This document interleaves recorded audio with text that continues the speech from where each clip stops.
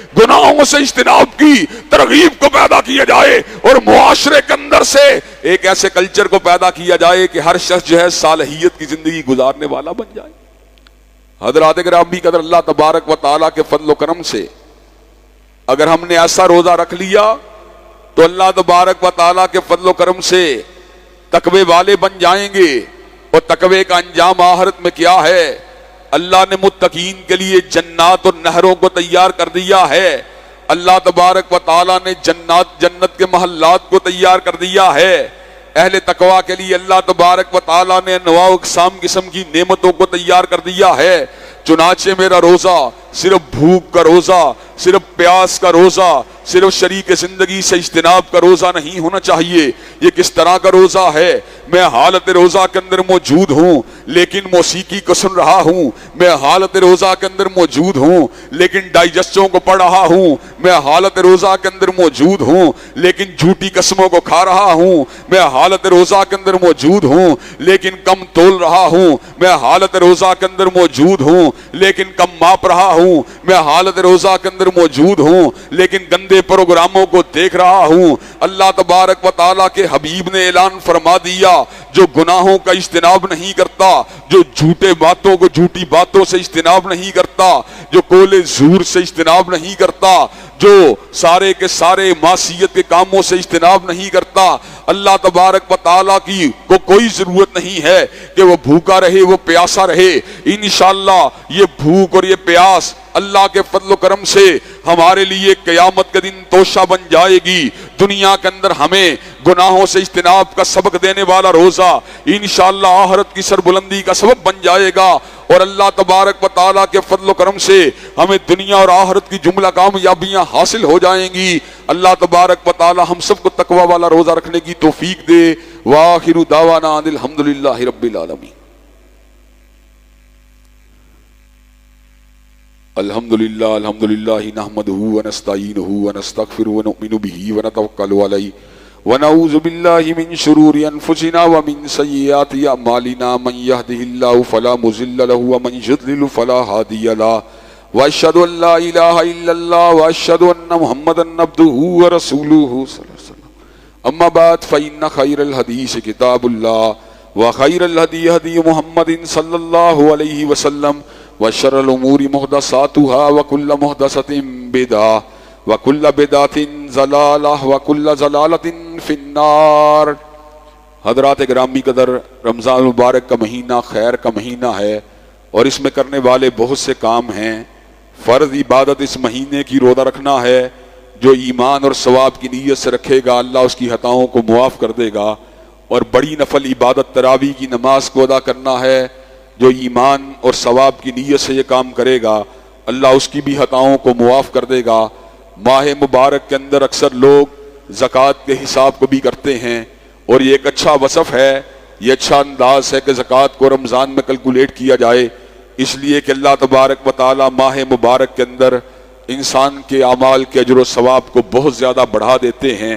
ماہ مبارک میں کیے جانے والے کاموں میں سے ایک اہم کام جو ہے وہ اللہ تبارک و تعالیٰ کے فضل و کرم سے بیت اللہ الحرام کا عمرہ کرنا ہے۔ جو ماہ مبارک کے اندر عمرے کو کرتا ہے اس کو اتنا ثواب ملتا ہے گویا اس نے حضرت رسول اللہ صلی اللہ علیہ وسلم کی معیت میں حج کو ادا کیا ہو۔ حضرات گرامی قدر، ماہ مبارک میں ایک اہم کام لیلۃ القدر کی جستجو کرنا ہے۔ جس نے لیلۃ القدر کو پا لیا، جہاں پہ اس کو 1000 مہینے کی عبادت کا ثواب ملے گا، وہیں پر اللہ تبارک و تعالیٰ اس کی سابقہ خطاؤں کو بھی معاف فرما دیں گے۔ لیلۃ القدر کی جستجو گو گھر میں رہ کے بھی ہو سکتی ہے، لیکن لیلۃ القدر کی جستجو کے ساتھ ساتھ مقصد تحلیق پہ غور و فکر کرنا، اپنے خالق و مالک کی کبریائی کے اوپر غور و فکر کرنا، اس بات کو آسان اور سہل بنانے کے لیے اس مہینے کے آخری دھاکے کا اعتکاف بھی کیا جاتا ہے۔ اعتکاف میں اپنے معاشرے سے کٹ بچ کر اور اپنے کاروبار زندگی کو تج کر کے اللہ تبارک و تعالیٰ سے لو لگائی جاتی ہے، اور اللہ سے لو لگانے کے نتیجے میں اللہ تبارک و تعالیٰ انسان کے دل کو علم سے، حکمت سے، نورانیت سے منور فرما دیتے ہیں۔ حضرات گرامی قدر، ماہ مبارک کے اندر لوگ بڑھ چڑھ کر ان جگہوں کے اوپر انویسٹمنٹ کرتے ہیں جو جگہیں خیر اور فلاح کی جگہ ہوتی ہیں۔ حضرت علامہ شہید کا یہ مرکز آپ کی توجہات کا جو ہے وہ طلبگار ہے. اللہ کے فضل و کرم سے مرکز کے اندر ہر وقت کوئی نہ کوئی نیا پروجیکٹ جو ہے اس کو جاری کیا جاتا ہے. اس مرکز سے اٹھنے والی آواز اللہ کے فضل و کرم سے انگلستان، جرمنی اور امریکہ تک جاتی ہے، اور یہاں سے اٹھنے والی صدا کے نتیجے کے اندر اللہ کے فضل و کرم سے ایوان بالا تک اللہ کے فضل و کرم سے اثرات مرتب ہوتے ہیں. میں ایک اہم امر کی طرف آپ کی توجہ کو بھی مبذول کروانا چاہتا ہوں. جس مسجد کے اندر بور ہوا تھا وہاں باقاعدہ طور پہ ایگریمنٹ کیا گیا تھا کہ وہاں پر نمازوں میں کسی قسم کی رکاوٹ نہیں ہوگی. جمعے کے مسئلے کو NOC کے ساتھ مشروط کیا گیا تھا، لیکن بعض شر پسند عناصر جو وہاں پر فرض نمازوں کے اوپر چلتے کرتے رہے، تراویح کی نماز کو ہوتا دیکھ کر انہوں نے اس حوالے سے ایک ریزرویشن کو ہاں کھڑا کر دیا ہے. علاقے کے ذمہ داران پولیس والے ان کی افرادی قوت کو دیکھ کر ان کے ہاتھوں یرغمال بنے ہوئے ہیں. میں SP کینٹ کو، SSP کو، آپریشن کو اور CCPO لاہور کو یہ پیغام دینا چاہتا ہوں کہ اللہ کے فضل و کرم سے اپنے مسلک کے مطابق، اپنے نقطۂ نظر کے مطابق اور اپنی فکر کے مطابق عبادت کرنا ہر شخص کا حق ہے. آپ اس کے نظریے کو درست تسلیم نہیں کرتے نہ کریں، لیکن آپ اس سے عبادت کے حق کو نہیں چھین سکتے. ہم نے اس ملک کے اندر اقلیتوں کے حقوق کی بات کی، سکھوں اور ہندوؤں کے حقوق کی بات کی، لیکن اس ملک کے اندر دوہرا معیار ہے. جو شخص اکثریت میں ہو یا جو جماعت یا گروہ اکثریت میں ہو اس کو خواہاں کا ریلیف دیا جاتا ہے. ہم اس ملک کے اندر برابر کی حیثیت رکھتے ہیں، برابر کے شہری ہیں، اور اپنے ساتھ کسی قسم کی زیادتی کو اور اپنے کسی ایسے حق کو جو ہمیں اسلام نے دیا ہے، آئین نے دیا ہے، اس کو سرنڈر نہیں کر سکتے. انشاءاللہ جامع عمر ابن خطاب میں تراویح کی نماز ہوگی، ہونی چاہیے کہ نہیں ہونی چاہیے؟ جامع عمر ابن خطاب میں تراویح کی نماز ہوگی، اور جو شر پسند عناصر اس کے راستے میں رکاوٹ کھڑیں گے انشاءاللہ ان کو روکا جائے گا، ان کو ٹوکا جائے گا. حضرات گرامی قدر، یہ خیر کے مراکز آپ کی توجہات کے جو ہیں وہ طلبگار ہیں.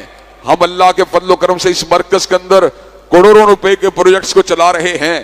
حضرت علامہ شہید کی 15,000 کے قریب کتابیں الحمدللہ ہم نے اس مرکز کی لائبریری کو ڈونیٹ کر دی، تاکہ یہاں پر یہ لاکھوں کروڑوں روپے کی کتابیں اہل علم و طالب علم آ کے پڑھ سکیں.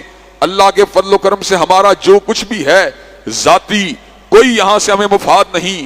میں 25 سال سے زیادہ عرصہ اللہ کے فضل و کرم سے اس مرکز کی خدمت کے اندر مامور ہوں، لیکن الحمدللہ 1 روپے کا اس مرکز سے روادار نہیں ہوں. اللہ کے فضل و کرم سے جب بھی بات آئی تعاون کیا، لیکن اللہ کے فضل و کرم سے تعاون کر کے بھی یہی محسوس ہوا حق تو یہ ہے کہ حق ادا نہ ہوا. حضرات گرامی قدر، ہم ایک فیملی یونٹ کی طرح ہیں، ہم ایک کمیونٹی کی طرح ہیں. ہمیں ان پودوں کو شجر آور درخت بنانے کے لیے پانی دینا ہوگا، ان کی پرورش کرنا ہوگی. مرکز کے ساتھ بہت سے میرے ذاتی دوست جو اندرون اور بیرون ملک موجود ہیں، گاہے بگاہے دامے درمے سہنے قدمے تعاون کرتے رہتے ہیں، لیکن مرکز کے اپنے نمازیوں کا شیئر حقیقی بات یہ ہے جس لیول کے اوپر ہونا چاہیے ابھی تک اس لیول کے اوپر نہیں پہنچا.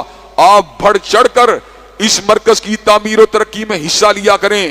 انشاءاللہ اگر آپ صحیح طور پہ تعاون کریں تو اب مرکز جس لیول کے اوپر آ چکا ہے اس کو ایکسٹینشن کی ضرورت ہے. پچھلے پلاٹس کو حاصل کر کے انشاءاللہ ہم اس کو ایکسٹینڈ بھی کر سکتے ہیں. اور دوسری اہم بات جس کی طرف آپ کی توجہ کو مبذول کروانا چاہتا ہوں، ہر سال کی طرح اس سال بھی مرکز میں تراویح کی نماز کا اور خلاصہ قرآن مجید کا اہتمام موجود ہے. الحمدللہ یہاں پر تراویح اور خلاصے کا اجتماع ایک مثالی اجتماع ہوتا ہے، جس میں بڑے پیار کے ساتھ، بڑی محبت کے ساتھ، بڑے جوش و جذبات کے ساتھ لوگ شریک ہوتے ہیں. کورونا کی SOPs کے دوران ہم نے مساجد کو مکفل نہیں ہونے دیا، ہم نے مساجد کے دروازوں کو بند نہیں ہونے دیا. اس کا یہ ثمر ہے کہ آج پورے ملک کے اندر لوگوں کو آپ کے مرکز کے ساتھ اور آپ کی اس درسگاہ کے ساتھ غیر معمولی وابستگی اور پیار ہے. چنانچہ آپ اس کی مادی اعتبار سے بھی اس کے ساتھ تعاون کریں اور مانوی اعتبار سے بھی اپنے اہل خانہ کو لا کر، اپنی بیویوں کو لا کر، اپنے بچوں کو لا کر اس کی آباد کاری کے اندر بھی اضافہ کیا کریں. اللہ تبارک و تعالی ہم سب کو اس مرکز کی خدمت کرنے والے لوگوں میں شامل فرمائے.